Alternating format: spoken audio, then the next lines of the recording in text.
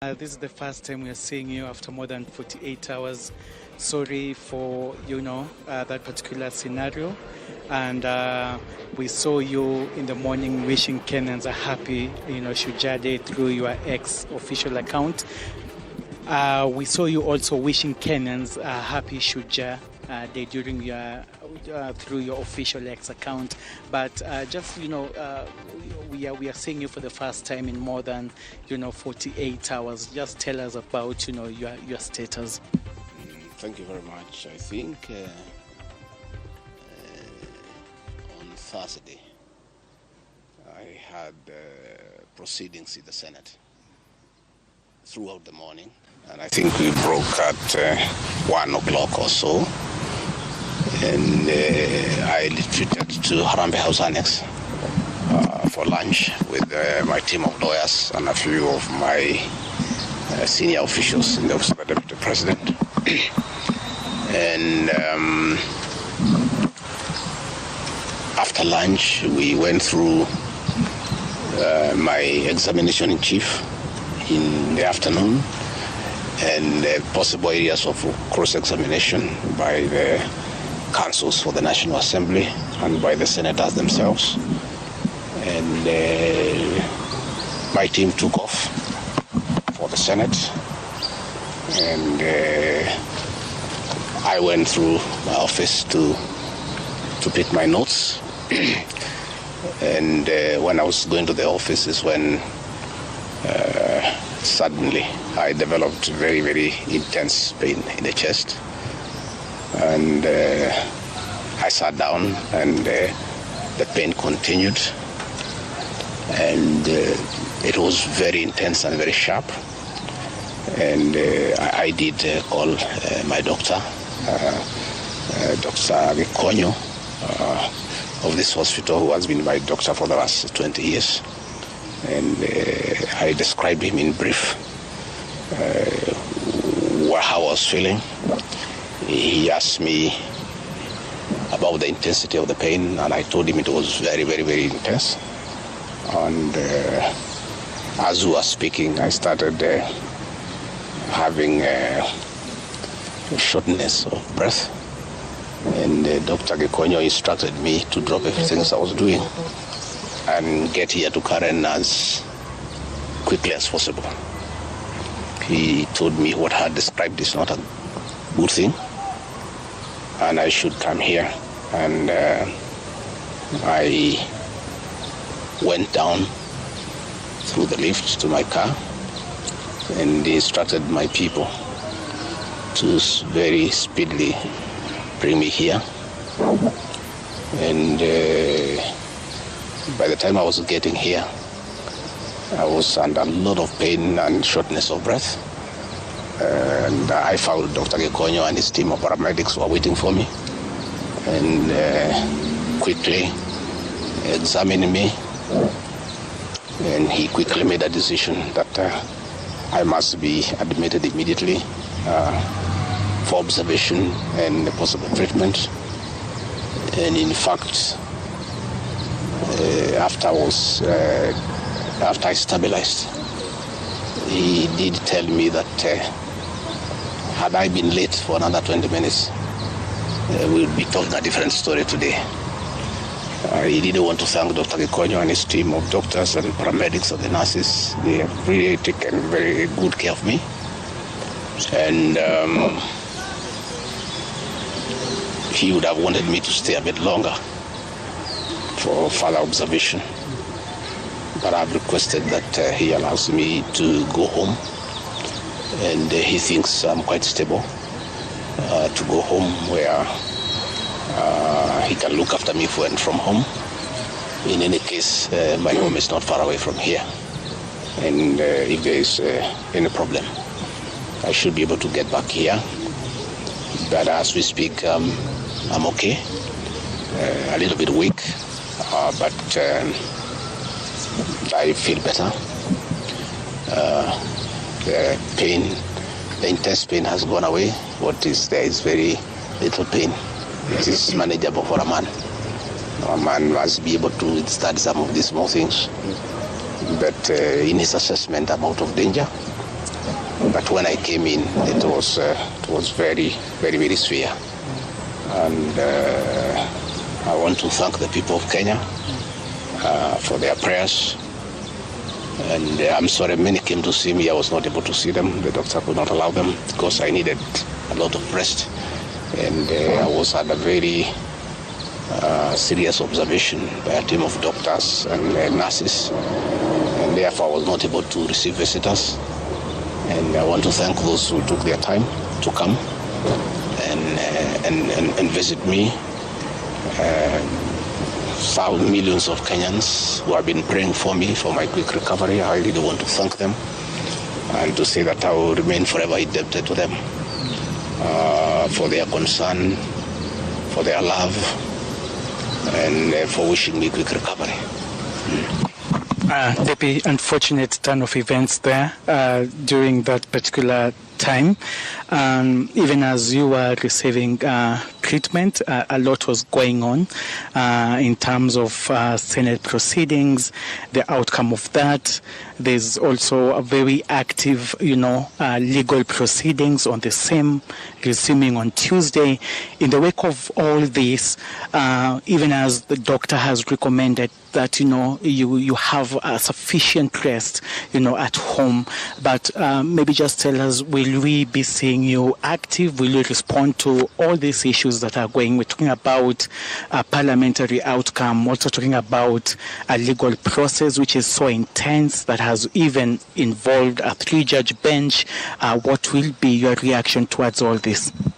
I think for now, my life comes first, my health comes first. It's unfortunate that when I was here in hospital, my brother and friend, President William Ruto, ordered for the withdrawal of my security from the hospital here. I've been here alone without a single officer looking after me. He ordered the withdrawal of security guards in my rural home in Nyeri, in my private home here in Karen, and all officers who are close to me were disarmed and given warning that they should not be anywhere near me. I didn't know President William Ruto can be that vicious. I am shocked by how vicious a man I helped to be president, a man that I believed in, a man that I was persecuted when supporting him, could be so vicious against me when I'm literally fighting for my life in hospital. How cruel can a man be? As we speak today, the Deputy President of the Republic of Kenya, Rigathi Gachagua, has no single security officer around him. She's alone. And I am aware that a judge seated in Kirogoya, another one seated in Midimani, gave conservatory orders staying the proceedings of the Senate, which effectively means I'm Deputy President. But the President, in total violation of the court orders, viciously withdrew security around me. Again, to cripple the functions of my office, he ordered through the head of public service, Felix Koskei, that all officers in my office be sent on compulsory leave. Last night, all vehicles assigned to officers who work under me were impounded to cripple the office of the Deputy President. I don't understand this level of viciousness to a man who have been your deputy, who helped you to become president, irrespective of whatever he has done. At his lowest moment in life, when he's literally struggling to stay alive, you unleash such viciousness against him. I bear no grudge against anybody, but I had not seen that in President William Ruto. The man I'm seeing is not the one that I thought that I knew. I know there was concerted effort that I should not go to Kwale for the celebration. Wilson Airport were told that I should not go through Wilson Airport. All owners of helicopters were told that I should not be allowed to use any of them to go to Kwale. I don't understand. But as I say, I want the people of Kenya to know that as I go home today, I have no security. And it's good that they know. And if anything happens to me or my family, President William Ruto must be held to account. We've made many mistakes in life.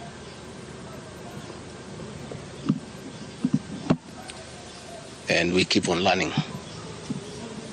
I trusted President William Ruto. The people of the region where I come from, the Mount Kenya region, trusted him. In fact, as we were preparing to go to office, nobody else trusted him. Musalia Mudavadi demanded that they must sign an MOU with him, which they did. Moses Wetangula demanded that they must sign an MOU with him, which they did. Amason Kingi demanded the same. Alfred Mutua, everybody else. I'm the only man who trusted him. Verbally, because we are Christians. We used to go to church together. And as a Christian, I believed a fellow Christian that he would never betray me or my people. For the last 1 year, it's been very difficult for me. But I'm a very persevering man, very enduring. And what happened on Thursday is a culmination of continuous persecution and stress for a year. And when I look at it, probably it is history repeating itself. That President William Ruto wanted to take me the route President Daniel Arap Moi took Kenneth Matiba. He pushed Matiba up to getting a stroke and eventually dying. When I look to what the president is doing to me, especially now when I'm in hospital, crippling me, treating me like an animal, I think he wanted to take me the Matiba route. But God is gracious. It didn't happen that way. I hear many of his people are calling here asking whether I'm dead, whether I'll survive, whether I'll recover. They were celebrating. It's the most unfortunate thing that has ever happened in this country. That you can be so vicious to a man who helped you to be president. And the crime of this man, telling you the truth. Don't evict people without compensation, Mr. President. Mr. President, don't overtax people. You are killing them, you are killing their businesses. Don't force a housing program on people. If people do not want these houses, don't force them. My only problem with the president is just being truthful because nobody else can tell him. The framers of the 2010 Constitution wanted a deputy president who is elected as a buffer who can stand for the people. The charity we are being treated for, too, is get rid of an elected deputy president and appoint a control freak. A fellow you appoint who cannot ask a question, who cannot say anything. And I'm sure if they succeed, he'll be asked to sign an undated resignation letter so that in case he starts asking questions, he can just be told to resign. But the framers of the 2010 Constitution were very clear in their mind why they wanted a deputy president who is elected. I'm the only man in the cabinet and in the whole government who can stand up to President William Ruto and tell him, hey brother, this is not right. This Adani thing is not good for the country. There's too much corruption, Mr. President. This how thing is being forced down on the people of Kenya. and they don't like it. Please don't force it down on them. You know, situations where medical equipment that was being supplied by Kenyans to the Ministry of Health now has been given to one single Asian. I say, Mr. President, this is not right. We are killing our business people. So, as we speak, I say that my lawyers are in court. We have faith in our judiciary. And I requested that, according to the rules of natural justice, I be accorded an opportunity to be heard in the Senate. You remember I presented myself to the National Assembly and defended myself. In the Senate, I was there day one. And even when the Speaker asked me to sit down to listen to the charges, I decided to stand up to face my accusers. I was there the following day. I was ready for cross-examination. The 11 counts is nothing but malice and fiction. It was a political game by the president to get rid of me. And looking at it, I don't think the president had any intention of ever working with me. I think he just needed me to help him win the election because of my mobilization capacity and the faith the Mount Kenya region has in me. So I should have been given an opportunity. I have asked my lawyers and they have told me the motion was not time-bound. What is time-bound is a select committee that should work for 10 days and then report to plenary. That committee was never constituted, so this matter should have continued and waited for me. I was ready for cross-examination so that I answer those 11 counts one by one, and I'm sure had I been given that opportunity, I would have persuaded the senators otherwise. I was not given that opportunity. When you look at the speed at which Rigathi Gachagua is being hounded at office, it's like the story of Simon Makonde. You remember that story? One who died, who was born on Monday and by Sunday was buried. The kind of efficiency that has been exhibited in hounding Rigathi Gachagua out of office, if this efficiency was being exhibited in the management of the affairs of this country, Kenyans will be very happy. What is the hurry? The framers of the Constitution gave the president 14 days to look for somebody to replace the deputy president. It gave Parliament another 60 days. That's a total of 74 days. Why is a job that was prescribed by the framers of the Constitution to be done within 74 days is being done in half a day? You must ask yourself that question. I think it's being hurried to circumvent justice to avoid the courts of law from interrogating this matter and making a decision.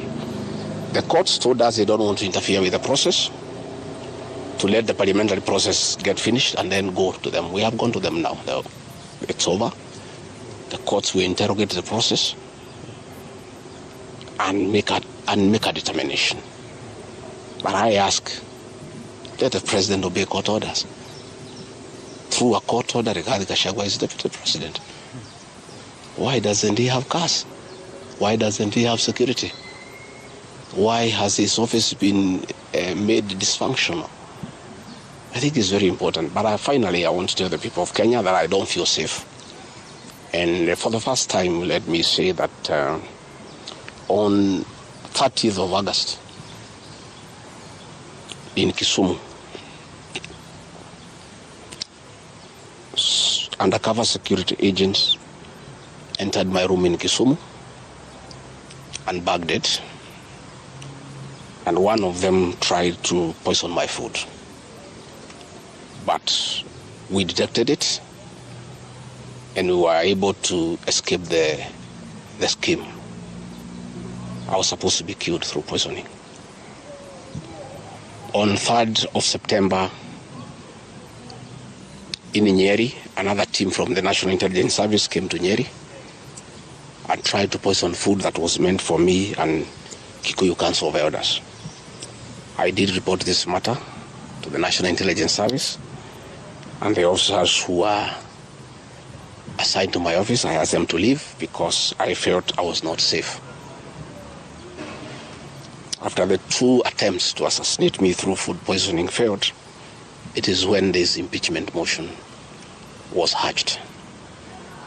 When my security was withdrawn here, Officers from the National Intelligence Service have been hovering in every room, in every compound here, to an extent that I had to call my wife and my children to come and stay in my room, just in case they get entry to my room or compromise the people who are treating me.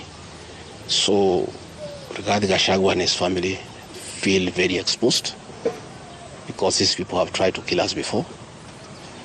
They have now tried to get us out of office. So I asked President William Ruto, my brother, I helped you to be president. Leave me alone. Leave my children alone. Do whatever you want, but let me live. Let me look after my children. You can do whatever you want with the country, but allow me to live. Because I was there for you when you needed somebody to be there for you. When you were in trouble and you needed a man who could stand with you, I stood with you, with my family. You have paid us in kind by being so cruel and vicious against us. We are simple people. We are a very small family. Let us be. Do whatever you want, but please, Mr. President, I beg you, don't kill us. Don't kill my children. You have caused me enough pain for the last 1 year. Please, leave me alone. Let me be. God will take care of me. I don't have to have security. I don't have to have drivers. I don't have to have cars. Please allow me to have my peace, if nothing else.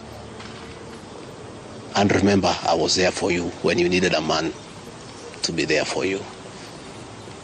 Let the courts of law uphold and protect our Constitution. I ask the Chief Justice, Martha Koome, to live true to the fidelity of our Constitution, to make sure that this is a country of the rule of law, to allow the court process to take place and ensure that this process is not nugatory. There are orders asking that Rigathi Gachagua remain in office until this matter is heard and determined. Let it be. Thank you very much. Just a quick call, please. I don't want to.